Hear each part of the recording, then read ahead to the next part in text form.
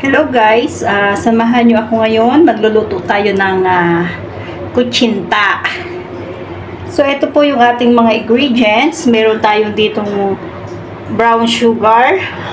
May cassava flour po tayo. Meron tayong harina all-purpose flour. Yung ating tubig. At ating mamasita at suwete. Yan ang magpapakulay sa ating kutsinta. At meron din tayo ditong lye water. Guys, itong ating brown sugar is 2.5 cup to. Magdadagdag na lang tayo. Kung kulang pa sa ating panlasa. Ito is 2 cup of cassava flour. Ito is 2 cups din po ng all-purpose flour or harina. Ito pong ating water is 5.5 cup. Magdagdag din po tayo ulit kung kukulangin pa. 1:1 lang po tayo dun sa ating cassava at saka ating harina. 1:1 lang din po. So ngayon pagsama-samahin na natin yung ating mga ingredients. Ito yung ating cassava flour. Itong ating all-purpose flour or yung ating harina. Itong asukal guys, dalawang klase yung inilagay ko dito. Yung isa yung ma-brown talaga na pino. At itong isa naman is yung ganito lang siya. Ito 2.5 ito. Magdagdag na lang tayo. Yan. Combine ko lang guys lahat ng ating dry ingredients. Ay, sama na natin yung yung ating atswiti powder or annatto powder. Okay, guys, maglagay tayo ng isang kutsara. Ito guys, isang kutsara to. Magdagdag na lang tayo pagka kinulang pa. Combine all. Sa paglalagay naman po ng pangbasa natin dito, pwede rin kayo guys gumamit ng gatas or fresh milk. Nasa sa inyo din po yun kung gusto nyo. So ito guys, ikitumbayin ko muna yung ating mga wet ingredients. Ngayon is lalagyan na natin ng tubig. Yan. Unti-unti lang muna guys, huwag natin siyang ilalagay lahat.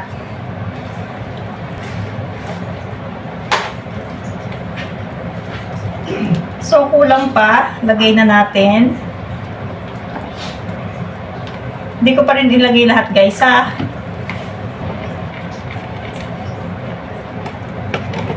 Buo-buo pa yung ating harina. Lagay ko na yung ating tubig.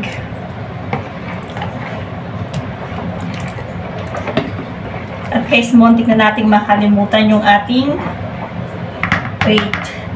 maglalagay tayo ng lye water. 2 tablespoon.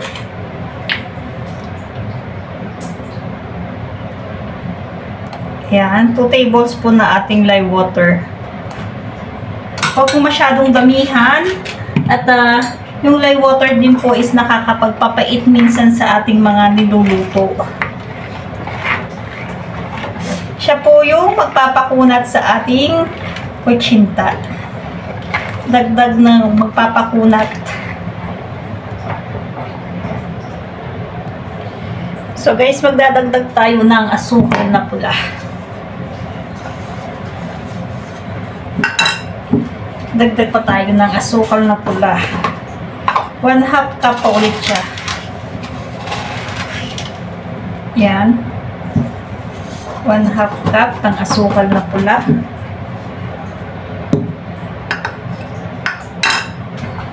Tsaka konting pampakulay pa kasi maputla siya.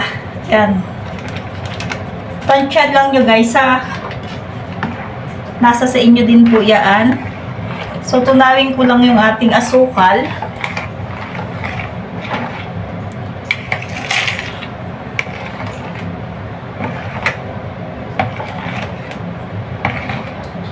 Don't worry po kung may buo-buo pa rin dyan kasi ito isa sasalain natin. May mga buo-buo pa na harina. So, pwede na nating salain. Tunaw naman na yung ating asukal na ilagay na huli. So, ito guys, may pangsala ako dito. So, guys, nasala na natin isang beses. Hindi ko pala naipakita. Ayan. Isinala natin yung ating gagawing kutsinta para maging pino siya.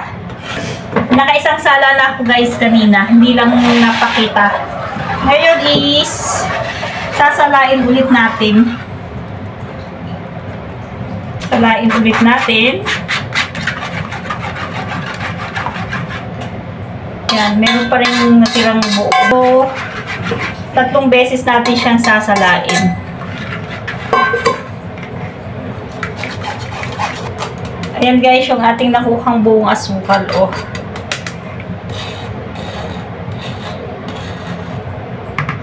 Yan ulit.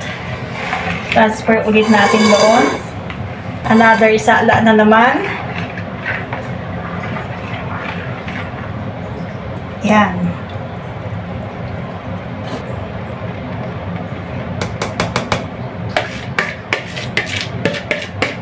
So, mapino na yan guys. Sana sa inyo naman guys kung gano'n ka ano yung gusto nyo. So, ngayon guys, meron ako ditong itong ating molder. Medyo malaki itong ating molder. Magbabrush tayo ng mantika. Yan. Babrush natin ng mantika yung ating mga molder.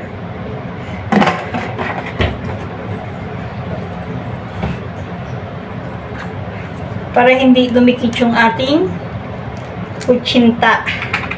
Or hindi rin tayo mahirapang magtanggal sa molder. Yan. So, ito na guys, matatapos na nating brushing ng mantika yung ating molder. So, ito guys, habang tayo ay maglalagay sa molder, magpapakulong na tayo ng ating tubig dito. Yan. Ito na guys, yung ating steamer. Ito na. Lagi natin guys, hahaluin yung ating kutsinta para hindi nabubuo dun sa may ilalim. Ngayon magsasali na tayo dun sa ating molder.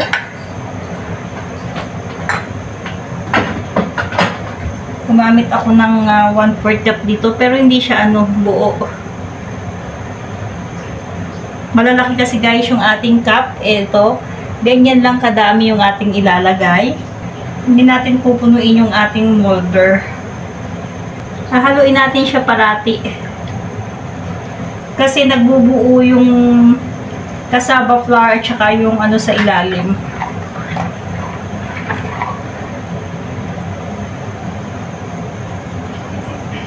Isang layer ng ating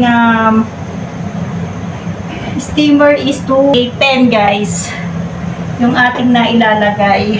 Layer natin, ganito siya. Kumukulo na yung ating tubig kasi mainit-init na yung inilagay natin dyan. So, ito na guys yung ating first layer ng steamer. Ilagay natin dito sa ating steamer. Tanggalin ko itakip. Ayan, oh. Diba? Ayan na guys yung ating steamer. Lagay ko tong second layer. Then, bukas natin. Pinatay ko yung apoy kasi medyo mainit yung kumukulo na siya. Medium heat lang. Then, 20 minutes. 20 minutes lang yan guys. So, habang naghihintay tayo ng 20 minutes para sa ating first batch ng in-steam na kutsinta, maglalagay na tayo ulit ng ating kutsinta sa ating molder. Para mamaya is lagay na lang tayo ng lagay sa ano. Pag natanggal natin yung nasa molder, may pangpalit na tayo agad. Pieces by yung ating na ilaluluto sa isang salang natin na sa steamer. Lagi natin siyang hahaluin. Guys, yung 18 pieces ulit ng ating kutsinta. Yan. Tiin lang natin yung ating first batch ng nakasalang. So, ayan na guys, may 20 minutes na yung ating pagpapa-steam. Ayan. Ito muna yung nasa first layer. Kamayin na natin. Ito yung ating first layer ng ating pag-steam. Lagan ko na para para di sayang ang oras. Ayan. Ito guys, ang second batch. So, takpan ko muna habang ito namang isang yung so, ito guys, tanggalin na natin itong isa. Yung nasa pang second layer.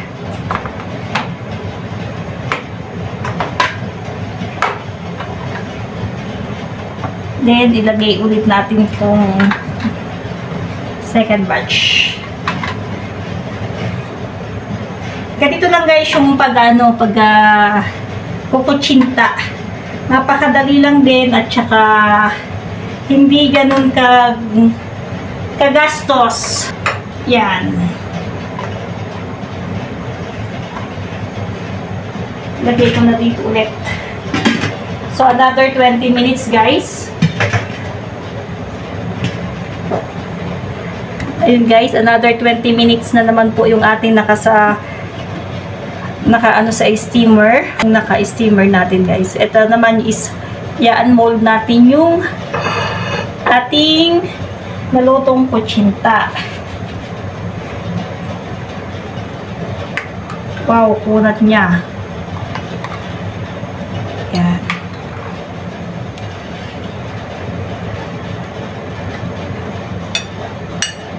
Yan guys yung ating kutsinta. Ma-brown siya, hindi siya ma-orange. Kasi yung ginamit natin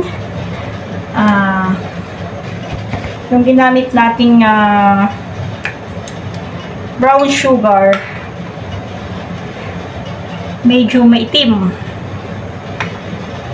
Kaya combine ko siya medyo maitim yung isa yung light lang talaga. Sa pagluluto din naman is madali lang din.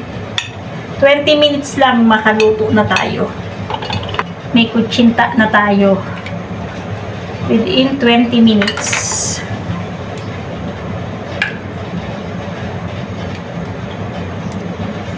Hindi rin siya guys pwedeng yung pa-steam natin ng sobra-sobra kasi hindi siya magiging pino.